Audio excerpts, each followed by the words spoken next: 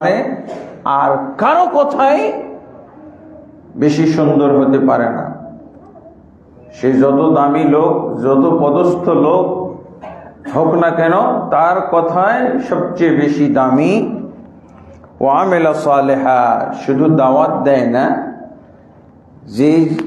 যেদিকে মানুষকে দাওয়াত দেয়, যার দাওয়াত দেয় তার প্রতি সে নিজেও আমল করে।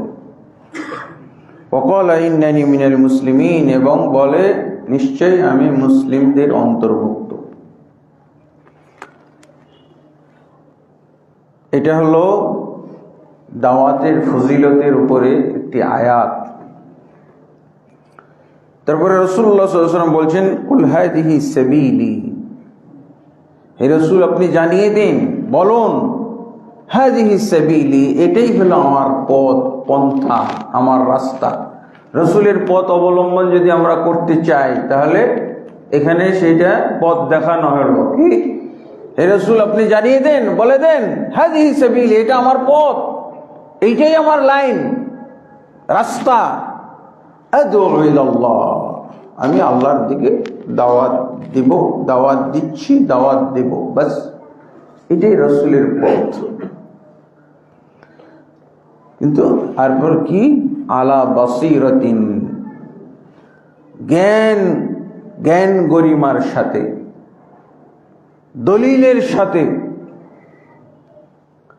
আনা ও মানিত্তাবানি, এটা হলো আমার পথ এবং যে আমাকে অনুসরণ করবে তারও পথ। এটি কি, দাওয়াত দিব, দাওয়াত দান করাটা হলো আল্লাহ রাসূল সাল্লাল্লাহু আলাইহি ওয়াসাল্লামের পথ, এবং যারা রাসূলকে অনুসরণ করবে তাদেরও পথ এটাই।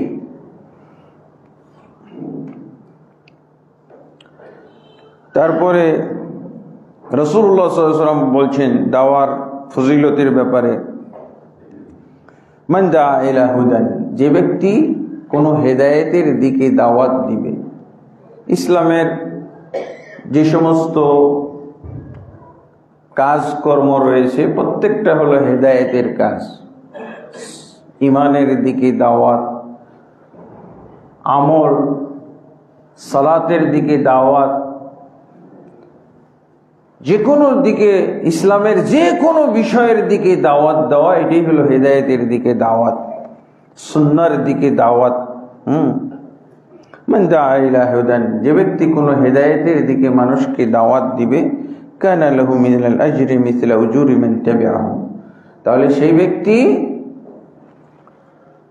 সওয়াব পাবে, যেই দিকে দাওয়াত দিল তার সওয়াব পাবে, এবং যতজন তার দাওয়াত কবুল করলো এবং এটা আমল করলো তাদেরও সওয়াব তার আমল নামায় লেখা হবে। আল্লাহু আকবার। মিন গায়রি আন ইউনকাস মিন উজুরিহিম শাইআ, তাদের কারোই এতে নেকি কম হবে না, সবাই পরিপূর্ণভাবে নেকি পাবে। আল্লাহু আকবার।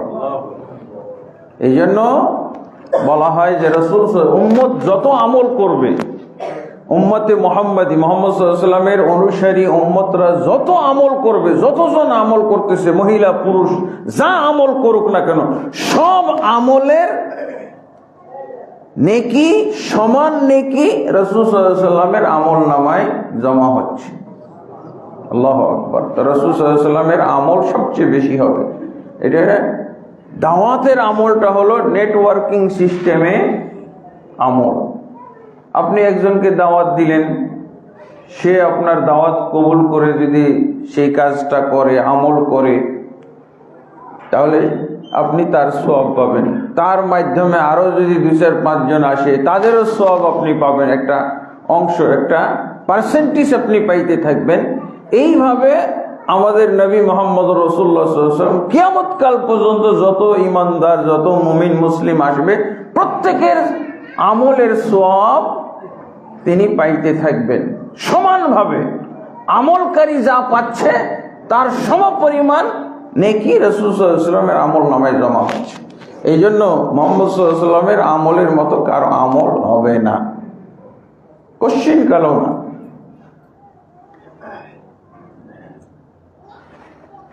অতএব আমরা একটা ফালতু কথা বলি, সেটা কি, এই হাদিসের মাধ্যমে একটা ফালতু আমল আমরা দেখে থাকি, কি আল্লাহ তুমি আমার বা আমাদের এই সবগুলো নবীর রওজায় পৌঁছে দাও। ফালতু কথাবার্তা। এটা অটো সিস্টেম, নেটওয়ার্কিং সিস্টেম, এটা রাসূল সাল্লাল্লাহু আলাইহি ওয়াসাল্লাম চালু করে গেছেন। রওজা মোবারকে পৌঁছাই দাও। তোমার আমল আদৌ কি পৌঁছানোর উপযুক্ত কিনা সেটাও তো দেখতে হবে। বেদাতি আমল পৌঁছবে কেন? শিরক আর বেদাত আর কুফরি আমল পৌঁছবে কেন? এটা তো নাপাক আমল, এটা পৌঁছার কথাই না। আর যদিও সৎ আমল হয়, এটার তো তোমার বলারই দরকার নেই, বলার দরকার নাই। অনেকে নবীর নামে কুরবানি দেয়, নবীর নামে কুরবানি দেয়, এখনো দেয়।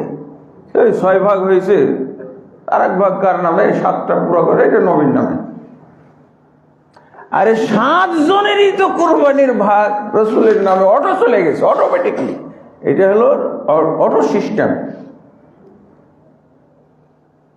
অতএব এইসব কথা ইসালের সোয়াব, ইসালের সোয়াবের এই কথাগুলো বলা হয় না।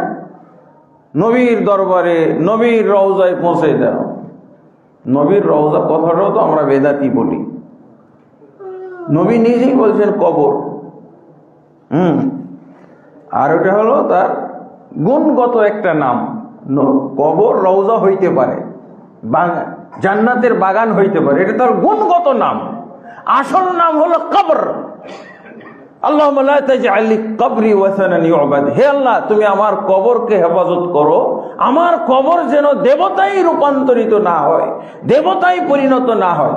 হয়ে গেছে না আমাদের বাংলাদেশের যেসব কবরগুলোর নাম কবর আছে সেগুলো হয়তো মাহফুজ আছে, কিন্তু যেসব কবরগুলোর নাম পড়ে গেছে মাজার, এগুলো তো সবই দেবতায় পরিণত হয়েছে। ওরা মাজার শব্দ জিয়ারা থেকে বলে, আর বলে জায়েজ আছে। কবর যেগুলো কবর অবস্থায় আছে, হ্যাঁ,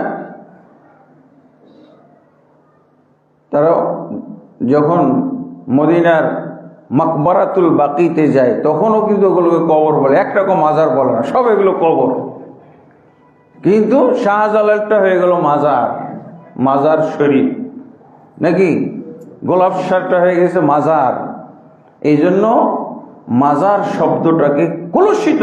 জিয়ারা শব্দের অর্থ তো হলো পরিদর্শন করা, পরিদর্শনযোগ্য স্থান, ব্যক্তি, যাই হোক। কিন্তু সেই অবস্থায় তো রাখে নাই, শিরকের আড্ডাখানা। মাজার মানেই শিরকের আড্ডাখানা, ওটাকে কবর রাখেই নাই তারা, শিরকের। অথচ জিয়ারত বলে, জিয়ারত শব্দ তো খারাপ না, খারাপ তো না, কিন্তু তোমরা কি ভালো রাখছো? ওই শব্দটাকে তো শিরক মাখায়া একেবারে ধ্বংস করে ফেলেছো। আমাদের সমাজে নূর শব্দটাকেও শিরক মাখায় ফেলছে। নূর কত সুন্দর শব্দ, অথচ এই নূর শব্দটা এখন বেদাতি শব্দ বোঝায়। হ্যাঁ, তো যাক, আলহামদুলিল্লাহ। তো রাসূলুল্লাহ সাল্লাল্লাহু আলাইহি সাল্লাম দাওয়াতের এইভাবে ফজিলত বললেন। দাওয়াতটা হলো নেটওয়ার্কিং সিস্টেমে সব লাভ করার একটা ব্যবস্থা, পন্থা। তারপরে রাসূলুল্লাহ সাল্লাল্লাহু আলাইহি সাল্লাম দাওয়াত আপনি কতজনকে দিলে সফল হবেন, এরকম একটা টার্গেটও বেঁধে দিয়েছেন। আলী রাদিয়াল্লাহু আনহুকে আল্লাহ রাসূল সাল্লাল্লাহু আলাইহি সাল্লাম সামর্থ্য অনুযায়ী, সাধ্য অনুযায়ী আল্লাহ রাসূল সাল্লাল্লাহু আলাইহি সাল্লাম কতজনকে আপনি কি বলে আপনার টার্গেট বানাবেন দাওয়াত। খয়বরের যুদ্ধের সময় রাসূলুল্লাহ সাল্লাল্লাহু আলাইহি সাল্লাম আলী রাদিয়াল্লাহু আনহুকে টার্গেট দিয়েছিলেন। কি টার্গেট?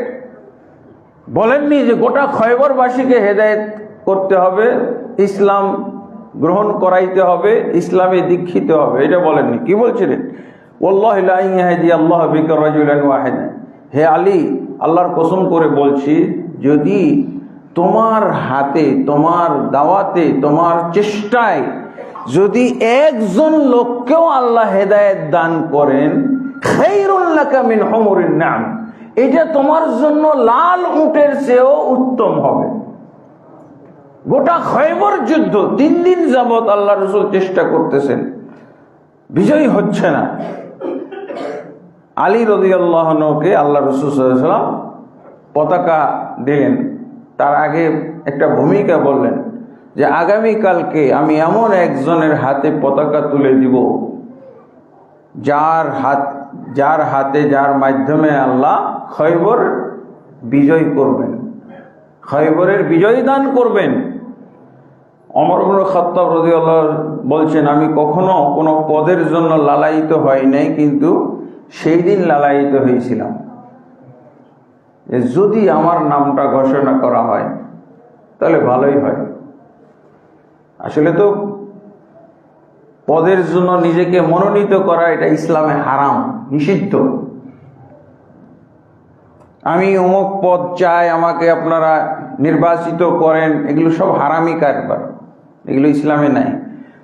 তারপরে ওনার মনে একটা আশা জাগলো, কিন্তু ওটা মনেই রেখে দিয়েছেন, বলেননি, কোনো ইশারা ইঙ্গিত রাসূলকে জানাননি, খালি আকাঙ্ক্ষাটা তার মনে মনেই জেগেছে।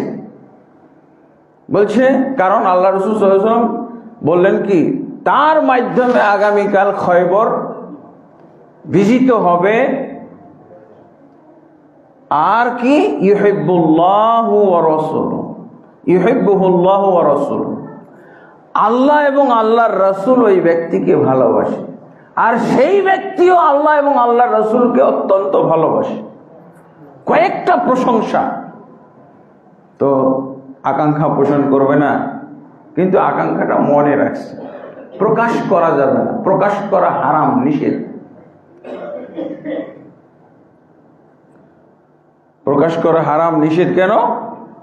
আল্লাহ রাসূল সাল্লাল্লাহু আলাইহি ওয়াসাল্লাম বলছেন যে ইন্না লা নাস্তাঈনু আলা, কোন বর্ণনা আছে লা নাস্তাঈনু, আর কোন কোন বর্ণনা আছে লান নাস্তাঈনা, আমরা কাউকেও নিয়োগ দেই না, আমরা কশ্চিন কালেও কাউকে কোনো পদে নিয়োগ দেই না যে ব্যক্তি এই পদের জন্য আবেদন করে,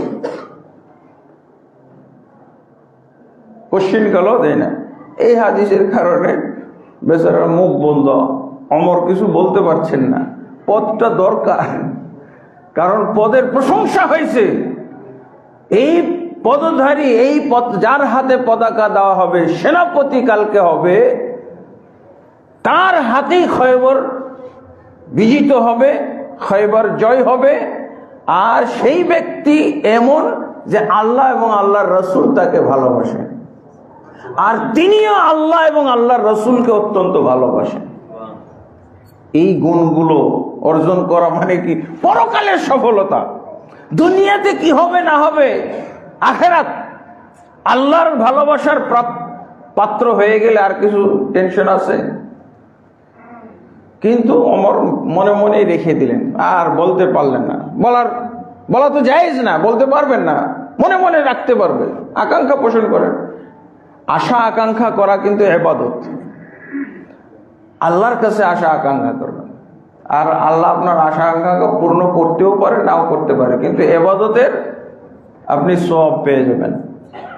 পরে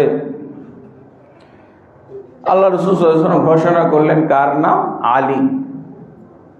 কেউ কেউ বলল, ইয়া রাসূলুল্লাহ, আপনি আলীকে আগামীকালকে সেনাপতির পদ দিতে চাচ্ছেন, পতাকা তার হাতে, কিন্তু ও তো অসুস্থ, ও চোখের ব্যথায়, চোখ উঠা বলি না আমরা, চোখ লাল লাল, চোখের প্রচন্ড ব্যথার কারণে সে তাকাইতেই পারে না, আর আপনি তাকে কালকের সেনাপতি ঘোষণা করলেন, বলছে তাকে ডাকো। পরে আল্লাহ রাসূল সাল্লাল্লাহু আলাইহি ওয়াসাল্লাম তার চোখ দেখে ফু দিলেন, এবং ফুয়ের সাথে কিছু থুথু দোয়া পড়ে ফু দিলেন, থুথু দিলেন। আলী রাদিয়াল্লাহু আনহু বলছেন যে আমার যেন চোখে কোনো অসুখই হয়নি, এমন ভালো হয়ে গেল, সাথে সাথে আমার অসুখই হয় নাই, এরকম চোখে কোনো রোগই ছিল না আমার, এরকম অবস্থা, সুস্থ হয়ে গেল, আলহামদুলিল্লাহ। এটা রাসূল সাল্লাল্লাহু আলাইহি ওয়াসাল্লামের বরকত। রাসূল সাল্লাল্লাহু আলাইহি ওয়াসাল্লাম তারপরে তার আলী রাদিয়াল্লাহু আনহুকে চিকিৎসা করে সুস্থ হওয়ার পর, তাকে পতাকা বুঝিয়ে দেওয়ার পর কি বললেন? লা ইয়াহদিয়াল্লাহু বিকা রাজুলান ওয়াহিদান খায়রুল লাকা মিন হুমরিন না'ম। হে আলী, তোমাকে যদিও এই খয়বর খয়বরের যুদ্ধের জন্য সেনাপতি নিয়োগ করা হলো, কিন্তু তোমার টার্গেটটা শোনো, আল্লাহ যদি তোমার মাধ্যমে একজনকেও হেদায়েত দান করেন, এটা তোমার জন্য লাল উটের চেয়েও উত্তম হবে। আল্লাহু আকবার। আমাদের সমস্যা হলো যে আমরা গোটা বাংলাদেশের দায়িত্ব মাথায় নিয়ে নিই, এটি সবটিকে আমার ঠিক করা লাগবে। হ্যাঁ, হয় না কিছুই, একজন হয় না, সবার দায়িত্ব মাথায় নিয়ে খালি মাথা বোঝা, এমন টেনশন, এমন মাথা ভারী চাপিয়ে নিস। গোটা বাংলাদেশের মানুষ ঠিক না হলে আপনি কিসের হুজুর, কিসের আলেম, কিসের দায়ী, কিসের খতিব, কিসের সহি আকীদা, কিসের সহি মানহাজ, সব না। আল্লাহ রাসূল সাল্লাল্লাহু আলাইহি ওয়াসাল্লাম দেখছেন টার্গেট বেঁধে দিলেন একটা, কিয়ামতের দিন এমন নবী আসবেন যেই নবী, আল্লাহ রাসূল সাল্লাল্লাহু আলাইহি ওয়াসাল্লাম বলছেন, ইয়াতি নাবিয়্যুন ইয়াউমাল কিয়ামা, ইয়াতি নাবিয়্যুন মা'হুর রাহতু ওয়া ইয়াতি নাবিয়্যুন মা'হুর রুহাইতু ওয়া ইয়াতি নাবিয়্যুন মা'হুর রাজুলু মা'হুর রাজুলানি ওয়া ইয়াতি নাবিয়্যুন মা'হুর রাজুলু ওয়া ইয়াতি নাবিয়্যুন লাইসা মা'হু আহাদ। এরকম চাপ আল্লাহও দেননি। কি বললেন? যে কিয়ামতের দিন অনেক রসুল আসবেন, তাদের সাথে একটা রাহাত থাকবে। রাহাত অর্থ হলো 3 থেকে 10 সংখ্যা বিশিষ্ট, তার উম্মত হলো 10 জন, 9 বা 10 জন। এমন নবীও আসবে যার উম্মত হলো রুহাইতুন অর্থ হলো 3 হয়তো। তারপরে এমন নবী আসবে যার সাথে 2 জন মাত্র উম্মত, স্ত্রী আর তার সন্তান, বড় সন্তানটা হইলেই তো 2 জন হয়ে যায়, তাই না? তারপর ওয়ায়াতি নবিয়ুন ওয়া মা'হুর রাজুল, এমন নবীও আসবে তার উম্মতে 1 জন। হ্যাঁ, তারপর ওয়ায়াতি নবিয়ুন, এমন নবীও আসবে কিয়ামতের দিন লাইসা মা'হু আহাদ, তার সাথে একজন উম্মত নাই। আপনারা তো জানেন তো বনু ইসরাঈলের কত খাচ্চর উম্মত ছিল, কত বদ উম্মত ছিল, বদমাইশ উম্মত। তারা নবীও হত্যা করে ফেলত সকাল বিকাল। এই যে আমরা স্লোগানে বলেন একটা ধরো আর জবাই করো, এরকম করতো ওরা নবীদেরকে নিয়ে। হ্যাঁ, এইরকম তারা তো নবী উম্মতকে দাওয়াত দিয়েছে, তার পছন্দ হয়নি, জবাই করে হত্যা করে ফেলছে। তাফসীরের কিতাবে লেখে একদিনে তারা 40,000 নবীও হত্যা করেছে। সেই যুগের নবী তো ছিল আমাদের দেশের আলেম ওলামাদের মতো অনেক নবী। তো যদি কোনো নবী দাওয়াত দিতে গেছে কোনো কওমকে, সেদিনই যদি তাকে হত্যা করে ফেলে, তাহলে কি হবে? তার কোনো উম্মত হইল? কিন্তু নবী কি সফল না? আল্লাহর কাছে পাস কিয়ামতের দিন।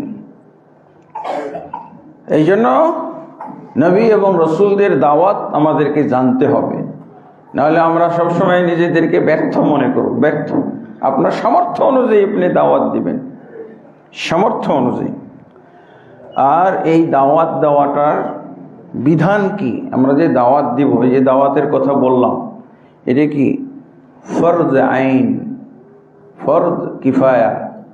ফরজে আইন, ফরজে কিফায়া 2 ধরনের হইতে পারে। অবস্থা বিশেষে ফরজে আইন, অবস্থা বিশেষে ফরজ কিফায়া। ফরজে কিফায়া আর ফরজে আইন। ফরজে আইন মানে হলো ব্যক্তিগতভাবে প্রত্যেকের উপরে ফরজ, ব্যক্তিগতভাবে প্রত্যেকের উপরে ফরজ। তার দলিল হলো আল্লাহ রাসূল সাল্লাল্লাহু আলাইহি ওয়াসাল্লাম বলেছেন, বাল্লিগু আন্নি ওয়ালাউ আয়াহ, তোমরা আমার পক্ষ থেকে একটি আয়াত হলেও, একটি আয়াত জানলেও সেটা তাবলীগ করে দাও, প্রচার করে দাও। একটা আয়াতও কি আমি জানি না? তো যার একটি আয়াতও জানা আছে সে একটি আয়াতই প্রচার করবে, কিন্তু ওটা আয়াত হইতে হবে। আর আমরা কি করি, আমরা যেটা জানি ওইটাও তাবলীগ করি, যেটা জানি না ওইটাও তাবলীগ। এটা বিপদ, তাবলীগের ক্ষেত্রে বিপদ। এটা তো বরকত নাই, এর মধ্যে খালি গজব। জানা জিনিস একটি আয়াত, এইটা আমি প্রচার করব, বিসমিল্লাহির রহমানির রহিম জানি, এটারই আমি প্রচার করব, এটারই আমি তরজমা জানি, আলহামদুলিল্লাহ রাব্বিল আলামিন এটারই আমি তরজমা জানি, এটাই প্রচার করব। এই আমল তামল, দিনের নামে আমল তামল প্রচার করা এটা নাজায়েজ, হারাম কাজ। তো একটা আয়াত কি জানে না কেউ, তাহলে অতএব যার একটি আয়াত জানা আছে সে একটি আয়াত প্রচারও করবে, ওইটা জমা রেখে দেওয়া যাবে না। আর ব্যাপক দাওয়াত, ইসলামের খুঁটিনাটি যত বিষয় আছে, মৌলিক বিষয়, এগুলো হলো ফরজে কিফায়া। দাওয়াত দেওয়াটা হলো ফরজে কিফায়া, এইটা হলো ফরজ কিফায়া। এই মসজিদের মধ্যে এতগুলো মানুষ, সবাইকে কি এই ইসলামের গুমর, ইসলামের ডিটেলস বিষয় বলাটা ফরজ? খতিবের উপরে ফরজ, খতিব ফরজ কাজ করতেছে। যিনি আলেম, ইসলামের ডিটেলস জানেন, তার উপরে ডিটেলস বর্ণনা করা হলো ফরজ। ইসলামের ডিটেলস বর্ণনা করা ফরজ, সবার উপরে না, কারণ সবাই জানে না। যতটুক জানে অতটুক ফরজে আইন, সবাইকে দাওয়াত দিতে হবে। তাহলে কেউ বাদ পড়ার কথা, কেউ তো বাদ পড়ার কথা না ফরজে আইন হইলে। এই ব্যাপারে অনেকগুলো আয়াত দলিল হইতে পারে। সূরা নাহালের 125 নম্বর আয়াত, উদউ ইলা সাবিলি রাব্বিকা বিল হিকমাতি ওয়াল মাউইযাতিল হাসানা ওয়াজাদিলহুম বিল্লাতি হিয়া আহসান। তুমি দাওয়াত দাও তোমার রবের দিকে, রবের রাস্তার দিকে দাওয়াত দাও, বিল হিকমা, হিকমতের সাথে, এবং সৎ উপদেশের সাথে, এবং তাদের সাথে তর্ক করো উত্তম পন্থায়, উত্তম ভাবে। তাহলে এটা এক বচন, উদউ ইলা সাবিলি রাব্বিকা। তুমি উদউ হলে বহু বচন, আর এটাকে উদউ, তুমি দাওয়াত দাও একজন। তারপরে যদি আমি মনে করি যে দাওয়াত দিব না, আমার দাওয়াত দেওয়ার দরকার কি, এটা হুজুরদের কারবার, মাদ্রাসায় লেখাপড়া করছে, এটা তাদের কারবার, আমি কেন দাওয়াত দেব?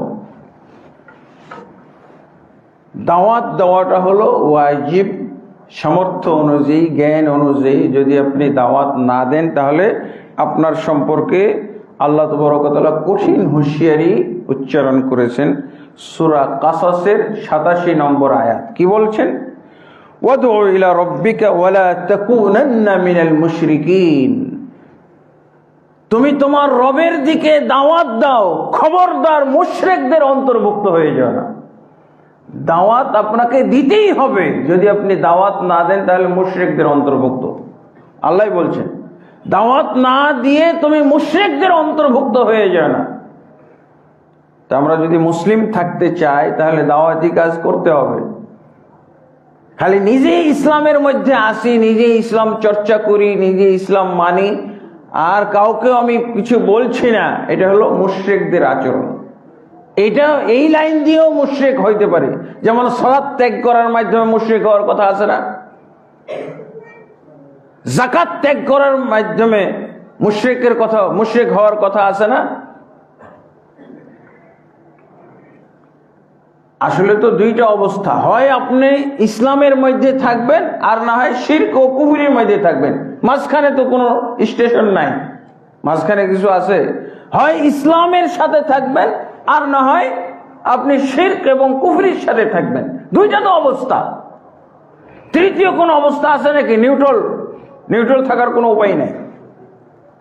অবশ্যই দুই অবস্থার যে কোনো অবস্থায়, হয় আপনি ইসলামের মধ্যে থাকবেন, আপনি যদি মনে করেন যে না আমি নিউট্রাল থাকবো, না, আপনাকে নিউট্রাল ধরা হয় না, আপনাকে মুশরিকদের কাতারে ফেলে দেওয়া হয়েছে। আল্লাহ রাসূল সাল্লাল্লাহু আলাইহি ওয়াসাল্লাম কি বলছেন? বাইনাল আবদি ওয়াল কুফরি ওয়াশ শিরকি তারকুস সালাহ। আল্লাহর বান্দা এবং কাফের মুশরিকের মধ্যে পার্থক্য হলো সালাত ত্যাগ করা। এটা তো এক প্রকার হাদিস, 9 প্রকার হাদিস আছে সালাত ত্যাগকারী কাফের মুশরিক। আর মক্কা মদিনাতে গেলে এই ফতোয়াই পাবেন, কিন্তু বাংলাদেশে এই ফতোয়া নাই, বিরল। এই ফতোয়া শোনার জন্য এই যে আসুন্নাহ কমপ্লেক্সে আসতে হবে। এই জন্য দেখবেন অনেক ভালো ভালো মুসলমান কিন্তু সালাত পড়ে না।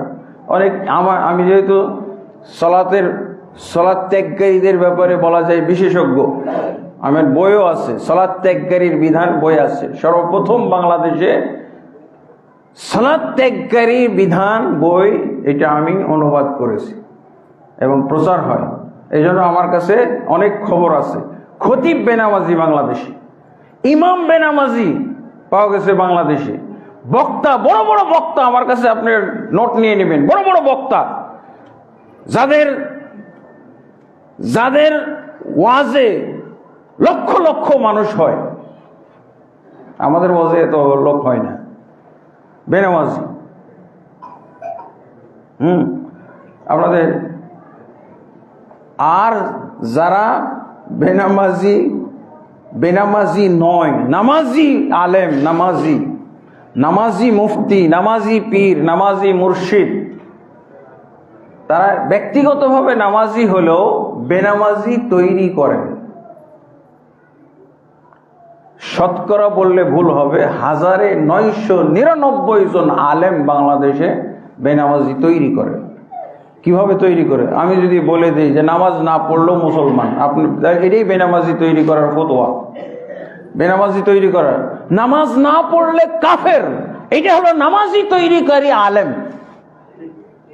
আর যদি বলে যে নামাজ না পড়লেও মুসলমান, সে আমার মুসলিম ভাই, সে আমার মুসলিম বোন, এই হুজুর জানবেন এই বেনামাজি তৈরিকারী হুজুর।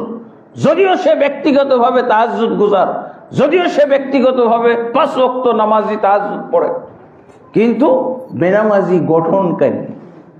আমাদের বাংলাদেশে এমনি 98% বেনামাজি হলো। নামাজ হলো ইসলামের খুঁটি।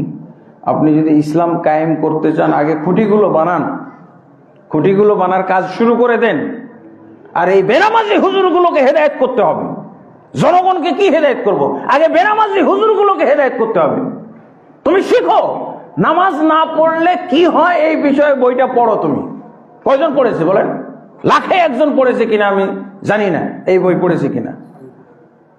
আপনি পড়েছেন? আমি একজনের নাম ঘোষণা করেই বলি, আপনারা জানেন এই নামটা গত সরকারের আমলে উচ্চারণ করা যাইতো না, হ্যাঁ, বিপদ ছিল। তারপরও হয়তো কখনো বলেছি। আবুল কালাম আজাদ সাহেব, চিনেন তো? এনটিভিতে প্রশ্নোত্তর দিতেন। প্রশ্নোত্তর, বাংলাদেশের মধ্যে একজন বড় আলেম না, বাছাইকৃত আলেম। আমার এই বইটা তার হাতে যাওয়ার পর উনি বলছেন, আমি এতদিনে জানলাম বেনামাজির ব্যাপারে, এখন সাহসী ছিল না যে এই ফতোয়া দিব। আপনার এই বইটা পড়ার পর এখন আমার মনোবল তৈরি হয়েছে, আমি এখন এই ফতোয়া দিতে পারছি। এই বই আমি এনটিভিতে প্রচার করব যদি আপনার কাছে 1 লক্ষ কপি থাকে। উনি আমাকে বললেন, বলছে ভাই এত নাই, 10,000 হইতে পারে। 10,000-এর মধ্যে এক ভাই 10,000 বই কিনে নিছে। বলছে আমি এগুলো বিতরণ করব। ওই যে নেটওয়ার্ক সিস্টেমে নামাজের নেকি নেওয়ার জন্য নামাজি তৈরি করা। আলহামদুলিল্লাহ, খুঁটি লাগবে ভাই। আপনি যদি ইসলাম কায়েমের চিন্তাটা মাথায় আসে, তাহলে প্রথমে আপনার খুঁটির চিন্তাটা করা দরকার। খালি ওয়াজেই খুঁটি করবেন তা না, এটা বাস্তবায়ন করতে হবে। আলহামদুলিল্লাহ, আমি আমার গ্রামের মন্ডল বানাই দিল হঠাৎ করে। আমি তাদেরকে ঐক্যের দাওয়াত দিলাম যে তোমরা একটা গ্রামের মানুষ 3 জামাত কেন? এগুলো হয়তো প্রত্যেক গ্রামে আছে, এই সংস্কৃতি বিভক্তি গ্রামে। তো তোমরা একই গ্রামের মানুষ 3 দল কেন, 3 জামাত, 3 মন্ডল কেন? তো বলছে যে আমরা এমন কোনো ব্যক্তি পাই না যার আন্ডারে আমরা ঐক্যবদ্ধ হব, যাকে সবাই আমরা মেনে নিতে পারবো। তো আপনি যদি মন্ডল হন তাহলে আমাদের আপত্তি নাই, আমরা 3 দল ভেঙে আপনার নেতৃত্বে এক হয়ে যাব। তখন দেখলাম যে আমি তো কল্পনাই করি না। আমি দাওয়াত দিয়েছি তাদেরকে ঐক্যবদ্ধ হোক, কমপক্ষে একটা গ্রামের মানুষ ঐক্যবদ্ধ হোক। দেখতে খারাপ লাগে ওই জামাতের লোকদের বিবাহ হচ্ছে, আর দুই জামাতের লোককে তারা দাওয়াত দিচ্ছে না, গোশ ভাত খাচ্ছে, কত অনুষ্ঠান হচ্ছে, বাকি দুই জামাতের কাউকেও দাওয়াত দিচ্ছে না। তাদের মধ্যে ছোট বাচ্চা টাচ্চা আছে, জানতেছে, দেখতেছে, দৃষ্টিকটু আর অমানবিক দেখা যায়, অমানবিক মনে হয়। জাকাতুল ফিতরি নিয়েও, কুরবানির গোশত নিয়েও লাগে, এইসব নিয়ে মানে আমাকে দেখতে খারাপ লাগলো। পরে আমি দাওয়াত দিলাম, এই 3 মণ্ডলকে ডেকে আমি দাওয়াত দিলাম, বলছে ভাই আমরা এরকম লোককে পাচ্ছি না যাকে আমরা সবাই মেনে নিব, আপনি যদি হন তাহলে। আমি কল্পনাই করতে পারি নাই যে এরকম একটা প্রস্তাব আসবে। কিন্তু দেখলাম যে সবাই যখন রাজি যে আমার নেতৃত্বে ঐক্যবদ্ধ হবে, তো আলহামদুলিল্লাহ, তো আমিও রাজি হয়ে গেলাম। রাজি হয়ে আমি দিন কায়েম করে ফেললাম। এই বইটা দিয়ে আমি গোটা গ্রামবাসীকে 5 ওয়াক্ত নামাজি, 5 ওয়াক্ত, একজন আর বেনামাজি থাকলো না, আলহামদুলিল্লাহ। ওই লোকগুলো বলেছে আমরা রসুলের যুগ দেখি নাই, কিন্তু আপনার এই নেতৃত্বের সময় আমরা যেন রসুলের যুগের কিছু নমুনা পাইলাম। একজনও বেনামাজি আর ছিল না। আপনাকে তো জানতে হবে, এই যে মৌলানা আবুল কালাম আজাদ সাহেবের মতো আলেম কয়জন আছে? আমার বলার সাহস হইতে পারে না। লক্ষেও একজন নাই যাদের মাধ্যমে নামাজ কায়েম হইতে পারে। নামাজ না কায়েম, আরে নামাজটাই তো হলো ইসলামের খুঁটি, ইসলামের খুঁটি। আপনি যদি ইসলাম কায়েম করতে চান তো ইসলাম খুঁটিটা আগে করবেন না ভাই। আগে এই মসজিদটা কি হয়েছে বলেন তো মুসল্লিরা, যে আগে কি ছাদ হয়েছে না আগে খুঁটি হয়েছে, কোনটা? এই যে ভাই, এইটা বোঝার জন্য এত জ্ঞান, এত বিজ্ঞান, এত পণ্ডিত, এত মহাপণ্ডিত, এত পিএইচডি ডাক্তার, এত ডাক্তার, এত প্রফেসর লাগে নাকি? সহজ কথা, মামুলি কথা, এটা বোধগম্য কথা। আলহামদুলিল্লাহ। তো এইরকম আমাদেরকে দাওয়াত দিতে হবে। তো যা বলছিলাম যে আপনি যদি দাওয়াত না দেন তাহলে আপনি মুশরিক। এই যে দাওয়াতের যে জজবাটা, দাওয়াত দেওয়ার যে প্রবণতা, এটাকে প্রবণতা বলবো, আগ্রহ, উদ্দীপনা, এইটা আমাদের তাবলিগ জামাতের ভাইদের মধ্যে দেখা যায়। এইটা যদি আমরা সবাই নিতে পারতাম, তাবলিগ জামাতের ভাইরা যেভাবে টঙ্গীতে এত লোক জমা করছে, কেমনে টঙ্গীতে এত লোক জমা করেছে কিভাবে? হ্যাঁ, দাওয়াত। এইভাবে আমাদেরকে দাওয়াতের যে ইয়েটা, তাদের যে আন্তরিকতা। একটা রিক্সায় উঠেছে, রিক্সাওয়ালাকে খবর নিয়ে, ভাই আপনার নাম কি, ছেলে মেয়ে কি, নামাজটা কি পড়েন? হয়ে গেল। আপনি এটা করতে পারেন না? এই লোক সম্পর্কে তো আপনি জিজ্ঞাসিত হবেন কিয়ামতের দিন। আল্লাহ, এই লোক আমার রিক্সায় উঠছিল, আমাকে জানাই নাই। এই লোক আমার দোকান থেকে সদাই খাইতো, এই লোক আমার মিষ্টির দোকান থেকে মিষ্টি নিয়েছে, আমি হিন্দু মানুষ, আমাকে কোনোদিনই ইসলামের দাওয়াত দেয় নাই। আমি একজন বেনামাজি মানুষ, তার সাথে আমার কত চলাফেরা ছিল, একজন আমাকে সালাতের দাওয়াত দেয় নাই, আমাকে মুসল্লি হওয়ার দাওয়াত দেয় নাই। কি করবেন আপনি? কি জন্য? এটা আল্লাহর জন্য দাওয়াত। যদি আপনি আল্লাহর জন্য দাওয়াত দিয়ে থাকেন, আপনার এরকম প্রবণতা থাকতে হবে, দাওয়াতি প্রবণতা। দাওয়াতি প্রবণতা আপনার মধ্যে আসতে হবে, আনতে হবে। একটা মানুষের ওই যে বলে মুখ সুরসুর করে না, কথা হ্যাঁ, তেঁতুল দেখলে নাকি জিহ্বায় পানি আসে। আপনি এরকম একজন ভুল পথের অনুসারী দেখলেই যেন আপনার মধ্যে এই প্রবণতা আসে। এই লোকটাকে বাঁচাইতে হবে, এই লোকটাকে আমার টার্গেট করতে হবে, সাথে সাথে তাকে দাওয়াত দিবেন, আল্লাহর দিকে দাওয়াত। তো আলহামদুলিল্লাহ, এভাবে বহু কোরআনের আয়াত হাদিস আছে। এরপর আসি, দাওয়াত দিতে হবে নিয়ম অনুযায়ী। নিয়ম ছাড়া দাওয়াত দিলে হবে? কিছু নিয়মের দরকার। আমাদের দেশে যে নিয়ম, কোনো নিয়ম ছাড়াই আমরা দাওয়াত দিই। নিয়মগুলো জানতে হবে। নিয়ম মদিনা ইউনিভার্সিটিতে দাওয়া একটা সাবজেক্ট পড়ানো হয়, সেখানে দাওয়াতের নিয়ম শেখানো হয়। নিয়ম শিখাইলে আপনি সফল কাম হবেন আলহামদুলিল্লাহ। 1 নম্বর হলো নিয়ম যে আপনার দাওয়াতের বিষয়বস্তু নির্ধারণ করা। কিসের দিকে মানুষকে দাওয়াত দিবেন এইটা আগে মুখস্থ করেন। হ্যাঁ, আমাদের অবস্থা হলো মুখস্থ করতে গিয়ে দেখা যায় যে আমরা না বুঝেই মুখস্থ করে ফেলি। আমার এক বন্ধু উদাহরণ দিতেছে, আমার এক না বুঝে মুখস্থ করার ফলাফল উনি বলছেন যে আমি ছোটকালে আমার সহপাঠীর সাথে বই পড়তাম আগামীকালকের সবক দেওয়ার জন্য স্কুলে। তো কি বলছে, ঢাকা বাংলাদেশের রাজধানী, ঢাকা বাংলাদেশের রাজধানী, ঢাকা বাংলাদেশের মুখস্থ করেই যাচ্ছে। ওকে জিজ্ঞেস করলাম, এই বাংলাদেশের রাজধানী কোনটা?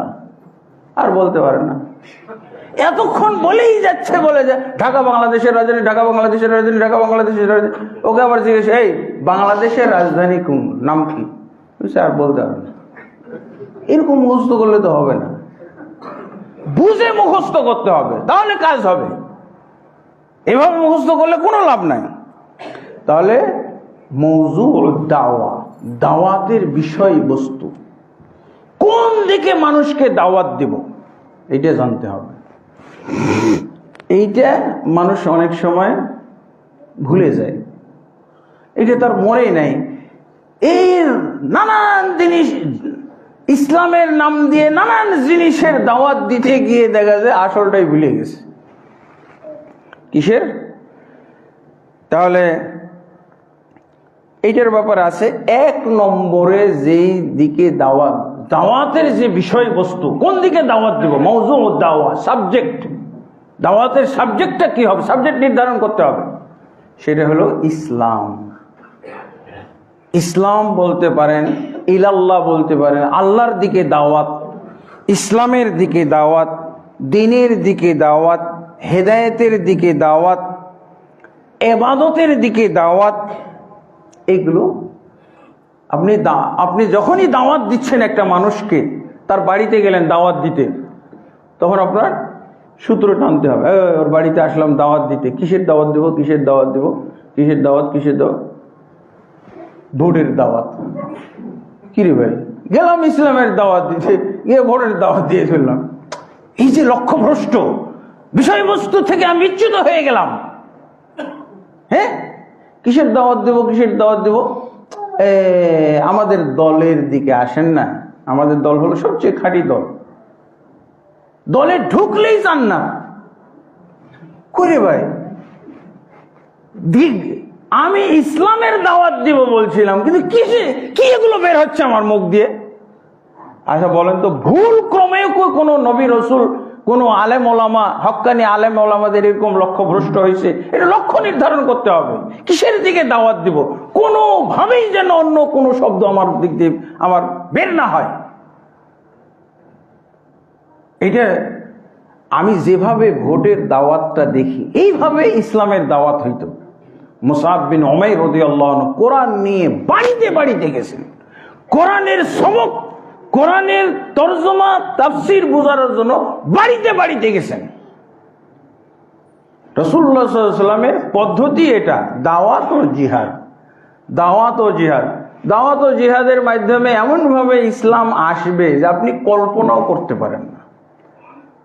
দাওয়াত ও জিহাদের মাধ্যমে এমনভাবে ইসলাম আসবে যে আপনি কল্পনাই করতে পারেন না, অকল্পনাতীত ভাবে ইসলাম আসবে। দাওয়াত ও জিহাদ দুইটা শব্দ মুখস্থ করবে, কিন্তু নিয়ম বললাম, নিয়ম কোনোভাবেই অন্য কিছু আমি বলবো না। এই যে দাওয়াতের যে বিষয় আমি নির্ধারণ করলাম, এই বিষয়ের মধ্যে আমি থাকবো। এতগুলো ব্যাখ্যা আমরা হয়তো আজকে করতে পারবো না, শুধু পয়েন্ট আউট করে আজকের খুতবা শেষ করবো ইনশাআল্লাহ। তাহলে 1 নম্বর হলো বিষয় নির্ধারণ, দাওয়াতের বিষয় নির্ধারণ করতে হবে, কোনোভাবে বিচ্যুত হওয়া যাবে না, এই লক্ষ্য ভ্রষ্ট হওয়াই যাবে না, কোনোভাবেই না, যাই ঘটে যাক আমি ইসলামের দিকে। তারপরে 2 নম্বর এগুলোকে রুকন বলতে পারেন, দাওয়াতের রুকন, যেমন আমাদের সালাতের রুকন আছে না, এতগুলো। তারপরে দায়ী এলাল্লাহ, দ্বিতীয় নিয়ম হলো অবশ্যই দাওয়াতের জন্য উপযুক্ত দায়ী নির্ধারণ করতে হবে। ব্যক্তি পর্যায়ে এটা ভিন্ন কথা, এটা তো তাও একটু বললাম যে অবশ্যই আয়াত হতে হবে, এই ফজিলত দিয়ে হবে না কাম। আয়াত দিয়ে, হাদিস দিয়ে আপনি দাওয়াত দিবেন, রাসূল সাল্লাল্লাহু আলাইহি ওয়াসাল্লাম বলছে। এই জন্য দায়ীর কিছু গুণাবলী লাগবে, গুণাবলী সম্পন্ন দায়ী হইতে হবে, তবে দাওয়াতের থেকে সুফল আসবে। 3 নম্বর হলো মাদউ, যাকে দাওয়াত দিব তারা কারা? বিভিন্ন শ্রেণীর হইতে পারে, কাফের হইতে পারে, মুনাফিক হইতে পারে, সে গুনাহগার ব্যক্তি হইতে পারে, সে বিভিন্ন বাতিল দলের হইতে পারে, সে বিভিন্ন শ্রেণীর হইতে পারে। এই ধরনের প্রত্যেক শ্রেণীর জন্য আলাদা আলাদা আমাকে প্রসেস গ্রহণ করতে হবে, নিয়ম কানুন আমাকে জানতে হবে, বাস্তবায়ন করতে হবে। তাহলে দাওয়াতের বিষয়, লক্ষ্য, আর দায়ী, উপযুক্ত দায়ী, তারপরে মাদউ, যাকে দাওয়াত দিব তাদের শ্রেণী বিন্যাস আমার জানতে হবে। 4 নম্বর হলো দাওয়াত দেওয়ার নিয়ম, দাওয়াত দেওয়ার পদ্ধতি, নিয়ম নীতিমালা আমাকে জানতে হবে। এগুলো প্রত্যেকটা একটা করে খুতবা দেওয়া দরকার, তাহলে দেখবেন প্রত্যেকটা থেকে কিভাবে সুফল আসতেছে, সুন্দর ফলাফল আসবে। আল্লাহ তাবারক ওয়া তাআলা আমাদের সবাইকে ইসলামের দিকে দাওয়াত দেওয়ার জন্য দায়ী হওয়ার, ইসলামের সৈনিক হওয়ার আল্লাহ তৌফিক দান করুন। আল্লাহুম্মা আমিন। আস্তাগফিরুল্লাহ লি ওয়া লাকুম ওয়া লিসাইরিল মুসলিমিন ফাস্তাগফিরুহু ইন্নাহু হুর রহিম।